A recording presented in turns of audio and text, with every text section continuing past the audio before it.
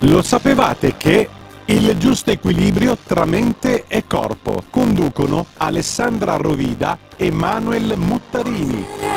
Per le vostre richieste e per le vostre domande scrivete a ilmondodeisemplicimail@gmail.com.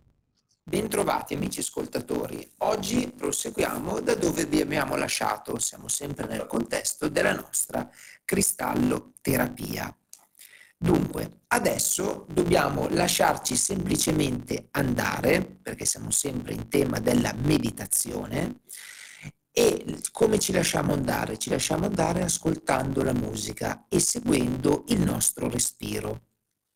Al termine della musica e comunque dopo che sono trascorsi almeno 30 minuti di meditazione, iniziamo a toglierci lentamente i cristalli, utilizzando la sequenza contraria che avete usato per metterli. Partiamo quindi dalle mani per poi passare dal settimo chakra e via via fino al primo, per poi giungere ai piedi. Fatto questo, prendiamoci ancora almeno 5 o 10 minuti di tranquillità, prima di mettere i cristalli utilizzati all'interno di una ciotola e di lasciarli per circa una ventina di minuti sotto l'acqua corrente. Prima di proseguire, permettetemi una piccola parentesi. Molte persone naturalmente si potranno chiedere: ma io come faccio a meditare? È una domanda molto lecita perché coloro che non fanno yoga o non hanno mai meditato non è semplice. Come vi abbiamo detto, il terapeuta vi indicherà bene la posizione di tutto quelli che sono i chakra, andando anche ad elencarvi le proprietà in base se li avete aperti o chiusi, questi vortici di energia. Però, per darvi un consiglio, iniziate innanzitutto ad ascoltare il vostro respiro, isolando la mente da tutte le distrazioni esterne, quindi niente cellulare, niente rumori, semplicemente state tranquilli. Poi, per cercare di meditare, quindi dare potere alla vostra energia della pietra di aiutarvi, cercate di avere una visione di un vostro obiettivo personale. Immaginiamoci di un qualcosa che voi volete realizzare a tutti i costi, però non deve esserci all'interno la paura.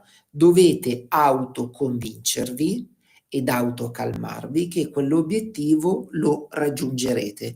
Questa è l'importanza della meditazione. Il discorso musicale che noi possiamo effettuare è un aiuto perché la musica, grazie proprio alle onde sonore che ha il potere appunto di calmare, e la calma non avviene solo a livello respiratorio, avviene anche a livello cerebrale, quindi le onde del cervello si abbassano e voi dovete stare semplicemente calmi nel presente, isolarvi da tutto ciò che vi circonda al di fuori del vostro pensiero.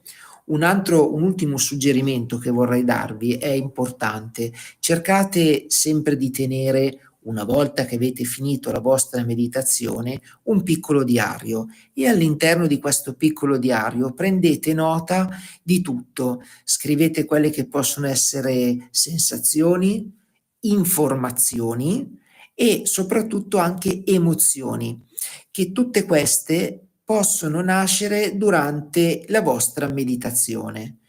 In questo modo sarà molto interessante rileggerle e confrontarle dopo un po' di tempo.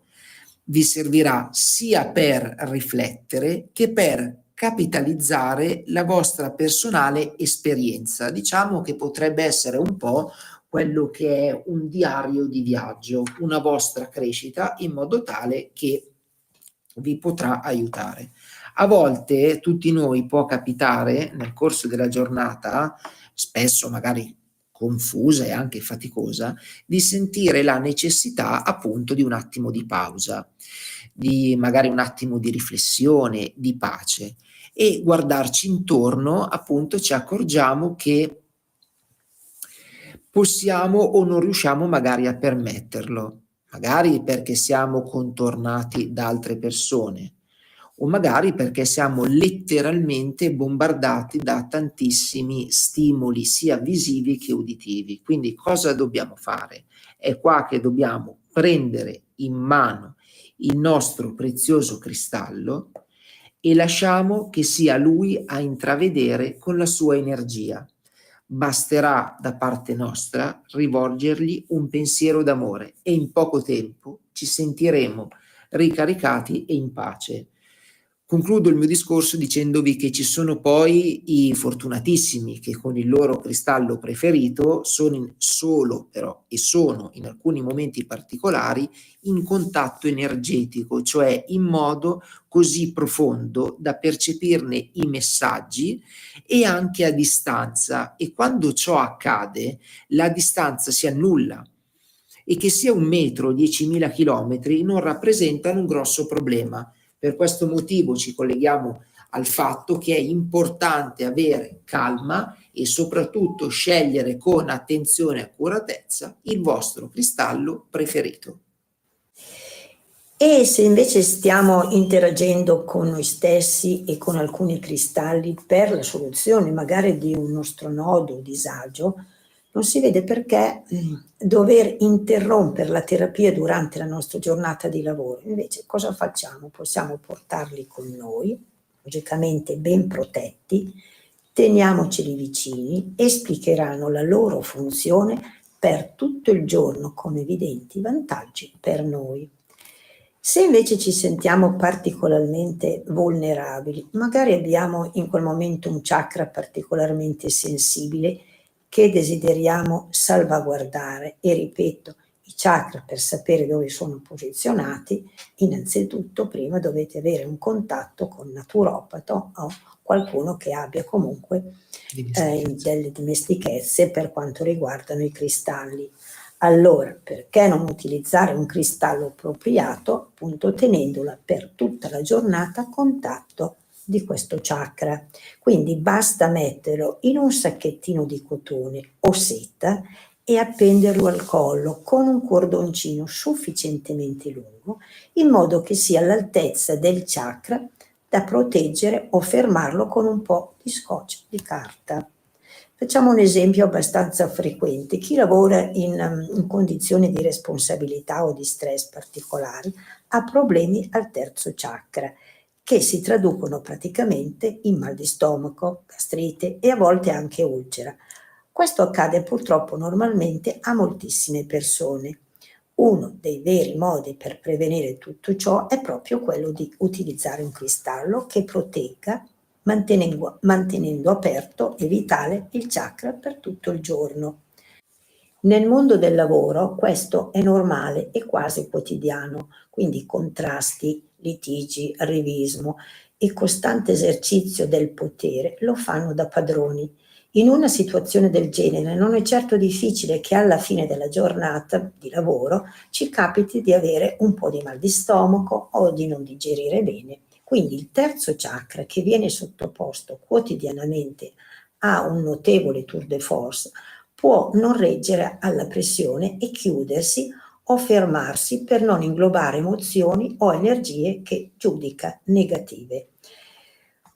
Una grande prevenzione è quella di usare un cristallo, ed è ottimo, è l'occhio di tigre, che portato durante il giorno ci aiuta a tenere il chakra aperto e vitale, a metabolizzare e trasformare le energie che ci arrivano e a volte ci colpiscono, e quindi a essere nel nostro potere in modo sereno e luminoso, senza prevaricare e schiacciare, ma anche senza soccombere. Provare per credere. Questo è appena stato esemplificato e vale ovviamente anche per gli altri chakra, e rammento alle signore in particolare che il loro chakra più esposto è il secondo, che può essere convenientemente salvaguardato con una corniola o con una tormalina nera. Parlando in genere di cristalli di protezione, noti sono la turmalina nera, l'ossidiana, l'ametista, ma ognuno può scegliere di portare il cristallo che ritiene più opportuno e soprattutto quello con il quale è maggiormente in relazione in quel momento. Quindi vale la pena di, sì, ok, ci sono dei cristalli che sono già indirizzati per determinate problematiche, patologie, però basta un attimo salvaguardare quella che è la nostra intuizione e dire questo per me va bene, e quindi ve lo mettete nel sacchettino, ve lo portate al collo, me lo mettete in tasca per tutta la giornata, e questo vi aiuterà. Ricordatevi che poi alla fine della giornata va messo comunque dentro in un bicchiere con l'acqua e sale per far sì, e metterlo appunto alla luna piuttosto che il giorno dopo al sole, per farlo scaricare e pulirlo. Questo è quanto. Naturalmente sono concetti abbastanza importanti e anche abbastanza impegnativi, quindi vi consigliamo magari di risentire la trasmissione anche sul podcast della radio con le puntate precedenti, perché capiamo che è un argomento abbastanza pesante e delicato. Per questo motivo cerchiamo di farlo a puntate. Vi ricordo sempre una cosa importante: la cristalloterapia è una disciplina olistica, non c'entra assolutamente nulla con quello che è il concetto di magie o riti. È una disciplina olistica, naturale, con delle dimostrazioni scientifiche, e se vi domandate come mai questo legame che noi abbiamo con una pietra, perché ricordatevi che le pietre vibrano, noi stessi vibriamo. Quindi quando scegliete la vostra pietra, mi raccomando, non basatevi su questa pietra è più bella oppure andiamo a cercare in internet quest'altra, perché assolutamente no. Deve essere una scelta che viene profondamente da voi. La vedete e dite questa. Grazie per essere rimasti con noi, l'appuntamento è per la settimana prossima. Per le vostre richieste e per le vostre domande scrivete a ilmondodeisemplicimail@gmail.com.